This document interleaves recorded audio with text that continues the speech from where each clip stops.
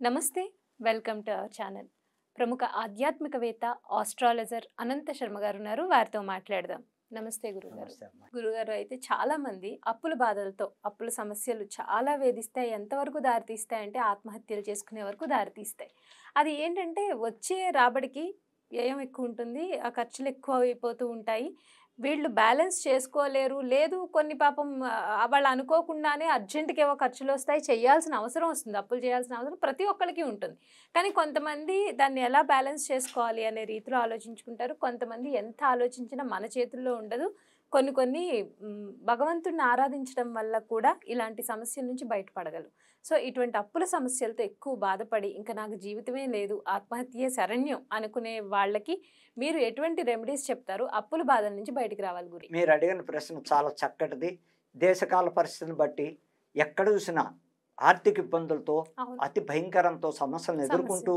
ఉండాలా చావాలా ఆత్మహత్యలు చేసుకోవాలా మనకు వచ్చి సంపాదన ఎంత ఖర్చు 10,000 వస్తే 15,000 20,000 ఖర్చు చూపిస్తుంది కుటుంబాన్ని పోషించుకోవడం కష్టం అవుతుంది దేనికో దానికి అప్పు చేయక తప్పట్లే అనస్పట్టుడిగా పాపం అనుకోంది ఏదో విపత్తు వాళ్ళ ఇంట్లో పిల్లలకో పెద్దవాళ్ళకో ఏదో విధంగా వచ్చి పడుతుంది దాన్ని ఏం చేయాలి అంటే ఈ అప్పుల బాధ నుంచి కంట్రోల్ చేసుకోవడానికి ఏ దేవుణ్ణి ఆరాధిస్తే దీంట్లోంచి బయటపడతామయ్యా మన ఇంట్లో లక్ష్మీదేవి కంట్రోల్లో ఉండాలంటే ఏ విధంగా వెళ్ళాలయ్యా అనేది చెప్పాలంటే అమ్మా శాస్త్ర ప్రకారంగా అప్పుల బాధల్లోంచి పోవడానికి సుబ్రహ్మణ్యేశ్వరుడు కారకుడు సుబ్రహ్మణ్యేశ్వరుని ఎంత వేడుకుంటే అంత అప్పుల బాధల్లోంచి ల్యాండ్ బాధలు అవ్వచ్చు మనకు వచ్చే ఆర్థిక ఇబ్బందులు అవ్వచ్చు కంట్రోల్ చేసేది సుబ్రహ్మణ్యేశ్వరు ఇకపోతే ఇంకా ఇబ్బందుల్లో ఉన్నాం ఇంకా తీరటం లేదు అన్న దాని కార్తవీరాజ్యుడిని ఎంత చేస్తే కార్తవీర్యార్జున స్వామి పోయిన అది ఇది కూడా ఇప్పుడు నేను అప్పుల్లో ఉన్నాను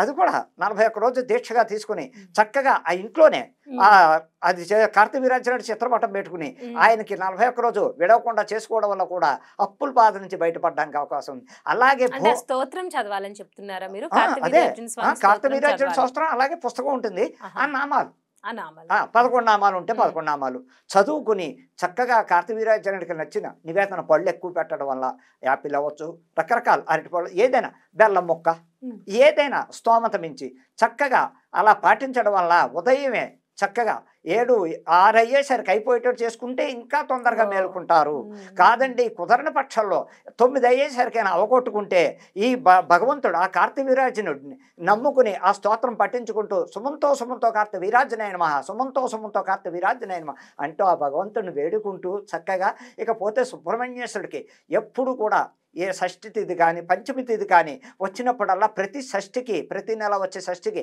వాడు సుబ్రహ్మణ్యేశ్వరుడికి అభిషేకాలు చేయించుకుని స్కందగిరి ఉంది మన హైదరాబాద్ మహానగరంలో గాంధీ హాస్పిటల్ దగ్గర పద్మారావు నగర్లో స్కందగిరి అనే టెంపుల్ పవిత్రమైన దేవాలయం ఈ తెలంగాణలో హైదరాబాద్లో ఉన్న వాళ్ళకి అలాగే ఎవరెక్కడుంటే అక్కడ ఏ స్టేట్లో ఉంటే అక్కడ కుక్క సుబ్రహ్మణ్యేశ్వరుడు ఉంటాడు బెంగళూరులో అలాగే ఎవరికి వాళ్ళకి ఏ ప్రదేశం వాళ్ళు ఆ ప్రదేశంలో సుబ్రహ్మణ్యేశ్వరుడు ప్రతి నెల షష్ఠి తిథి పంచమ తిథి నాడు సుబ్రహ్మణ్య షష్ఠి నాడు ఇలా ఎన్నో రకాలుగా ఆ సుబ్రహ్మణ్యేశ్వరుడు సర్పాలకు పాలు పోయించుకుంటూ చక్కగా అభిషేకాలు చేయించుకుంటూ ఉంటే రుణ బాధలు తగ్గడానికి ఆస్కారం ఆయన ఒక్కడే ఇకపోతే లాస్ట్ రెమెడీ ఏమిటయ్యా అంటే ఈ అప్పుల బాధల్లో ఇరుక్కుపోయిన వాళ్ళు ఈవేళ రేపు తొందరపాటు ఎక్కువ చేస్తున్నారు అయ్యో ముందుగా అడుగు వెయ్యాలి ఎందుకు అధైర్యపడాలి భగవంతుడు ఉన్నాడు మనం ఇలా పిల్లల్ని నడి రోడ్డున పడేసి వాళ్ళకి మనం ఆత్మహత్య చేసుకుంటే పిల్లలు గతి ఏమిటని ఆలోచించకుండా క్షణకాల ఆవేశంలో పాపం అనాథులను చేస్తున్నారు కన్న పిల్లల్ని వాళ్ళు ఎవరితో చెప్పుకోవాలి ఎవరు అన్నం పెడతారు అలాగే అమ్మ అనేక రకాలుగా ఏ రకంగా చూసినా దేశకాల పరిస్థితి ఒత్తిళ్లతో అప్పిచ్చిన వాడు ఒత్తిళ్లతో రాత్రి పౌలు ఇబ్బందులు పడి అన్నం తినాలా బతకాల తెల్లారితే వాడు వస్తాడు నా ఇంటికి ఏం సమాన్యపం అది మానసికంగా చాలా మానసికంగా పాపం ఉద్యోగానికి వెళ్ళలేక ఉద్యోగంలో కూడా కూర్చుని స్థిమితం లేకుండా ఇంటికి వచ్చి ఆఫీసులో మాటలు పడుతూ అయోమయంలో ఉన్నప్పుడు అలా బాధలు పడుతూ ఇంటికి రాగానే అప్పులోడు ఫోన్ చేయడం అలా ఇంటి దగ్గర కూర్చోవడం ఈ బాధలతో తల్లి అంటే వాళ్ళే కావాలని దుర్మార్గాన్ని చేసిన అప్పులు కాదు కొంతమంది విలాసాలకు అప్పులు చేసే వాళ్ళు ఉన్నారు జోదాలు ఆడడానికో అంటే రకరకాలుగా చేసి వాళ్ళు విలాసాలకు అప్పులు తెచ్చుకుంటారు వాళ్ళు కూడా అందులో ఇప్పుడు పిల్లలు సాఫ్ట్వేర్ పిల్లలు బాగా ఈ ఆన్లైన్ ఆటలు మొదలుపెట్టారు ప్రతిదీ పత్తాలు ఆడడం కానీ క్రికెట్ బెట్టింగ్లు కానీ దాంతో లక్షలు పోగొట్టుకుని ఆఖరికి ఆ పిల్లలు కూడా 1,00,000 సంపాదించి పిల్లలు కూడా ఆత్మహత్యలు చేసుకుంటున్నారు అది వద్దు చక్కగా దైవారాధన ఆ వచ్చిన డబ్బులు ఇంటికి తెచ్చుకోండి. పెళ్ళం పిల్లలకో తల్లిదండ్రులకో చక్కగా వాడుకుని మిగిలిన బ్యాలెన్స్ ఉంటే అకౌంట్లో వేసుకుని అవసరానికి ఏ ఇబ్బంది అయినా వస్తే వాడుకోండి. తగులడిపోకండి. యూత్ అందరికీ మరీ చెప్తున్నానని ఈ అప్పుల బాధ నివారణకి ఈ 2 రెమెడీలు చేసుకుంటూ చక్కగా ఉంటే అనాథుల్ని, చంటి పిల్లల్ని, చిన్నపిల్లల్ని అనాథుల్ని చేయకండి.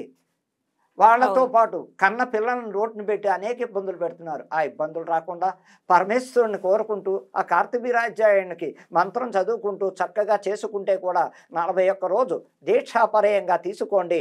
ఆందోళన పడకండి, టెన్షన్లు పడకండి, సర్దుబాట్లు చేసుకోవడానికే ప్రయత్నించండి. కానీ భయపడిపోకండి. 1000 ఇచ్చి 10,000 అయిందన్న వాళ్ళు వసూలు చేసి భయపెట్టి వాళ్ళు ఉన్నారు. వడ్డీ వ్యాపారస్తులు మరీ దారుణంగా ఉన్నారు.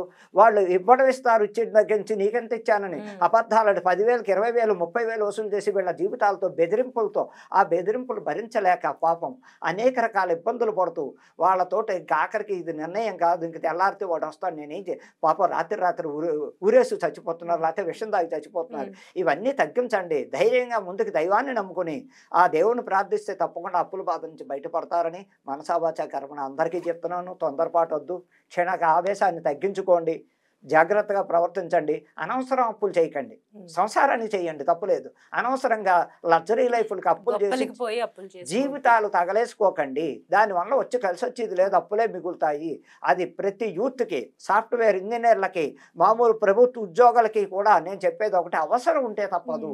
అవసరం లేకుండా అప్పులు చేసి రోడ్డును పడకండి పిల్లలు మీరని మనసావాచ కర్మణ ఆ భగవంతుడి సాక్షిగా నేను ఛాలెంజ్ చేసి చెప్తున్నాను. ఈ ఇద్దరు దేవుడిని పట్టుకోవడం వలన మనస్ఫూర్తిగా తప్పకుండా దేవుడు మీలో ప్రవేశించి అప్పులు కంట్రోల్ చేయగలడు అని భగవంతుడికి అనేక రకాలుగా మీరందరూ దైవాన్ని ప్రార్థించండి. అనవసరంగా ఇది అవ్వకండి. అలాగే ఇప్పుడు జరగబోయే కాలం ఎలా ఉందంటే అమ్మా, చదువుకి ఎడ్యుకేషన్ కోసం పిల్లల కోసం పాపం లోన్ తీసుకుంటారు. వాటి వేరే విధంగా తీసుకోరా. పాపం పిల్లల ఎడ్యుకేషన్ లోన్ తీసుకుంటారు. ఆ పిల్లలు చెట్ట చెమ్మ కింద కూడా తయారవుతున్నారు. అమ్మా నాన్న ఇంత కష్టపడి మన కోసం లోన్ అప్పు వచ్చేసి మన కంట్రీ పంపించారు. వేరే కంట్రీ చదువుకోవడం పిల్లల కోసం చేస్తారు. ఆ అప్పులు వీళ్ళు అక్కడ చదువుకున్న ఉద్యోగం రాకపోతే పలానా టైంకి ఇవ్వకపోతే కూడా పాప అప్పులాళ్ళు ఒత్తిడి. ఏమండి మీకు ఇచ్చిన గడువు అయిపోయింది, అలాగండి. అక్కడ కూడా అరాచకాలు జరుగుతున్నాయి. మా అప్పిచ్చి వాళ్ళు మామూలుగా మాట్లాడట్లేదు, పరమ చండాలంగా ప్రవర్తిస్తున్నారు. ఇళ్ళకి వచ్చి నీ పెళ్ళాన్ని తీసుకెడతాం, నువ్వు అప్పు కడతావా, నేను ఇలాగే మాట్లాడతావా, దమ్ముంటే ఎవడొస్తాడో నేను చూస్తానని మాట్లాడతాను నేను. నీ భార్యను తీసుకెడతా, నువ్వు అప్పు ఇచ్చాక తీసుకెళ్ళు, ఏం మాట్లాడుతున్నావు అని బెదిరింపులు. రాత్రిళ్ళు వెళ్ళడం, ఇళ్ళకి వెళ్ళడం, అంత దారుణంగా వ్యాపారస్తులు ఎదురెళ్ళి అప్పిచ్చి మీకు మేము ఉన్నామని ముందు ధైర్యంగా చెప్పి అప్పిచ్చిన దగ్గర నుంచి వాళ్ళ నష్ట కష్టాలు పెట్టి 1,00,000కి 2 లక్షలు వాళ్ళు తీసుకుంటూ వీళ్ళ దగ్గర లోన్లు కట్టినా కట్టలేదని బెదిరిస్తూ ఉన్న వాళ్ళు అనేక రకాల మంది ఉన్నారు. దాని జోలికి వెళ్ళేటప్పుడు ముందుగా గవర్నమెంట్ లోన్ తీసుకోండి, ప్రైవేట్ వాళ్ళ దగ్గర లోన్ తీసుకోకండి. అన్నట్టుగా మీరు చెప్పిన జాగ్రత్తలు పాటిస్తూనే అలాగే మీరు చెప్పిన పరిహారాలు రెమెడీస్ చాలా చక్కగా చెప్పారండి. సో ఆ రెమెడీస్ పాటించి అందరూ కూడా అప్పుల సమస్యలతో ఇబ్బందులు ఉన్న వాళ్ళు బయటపడాలని మనస్ఫూర్తిగా కోరుకుంటూ ధన్యవాదాలండి.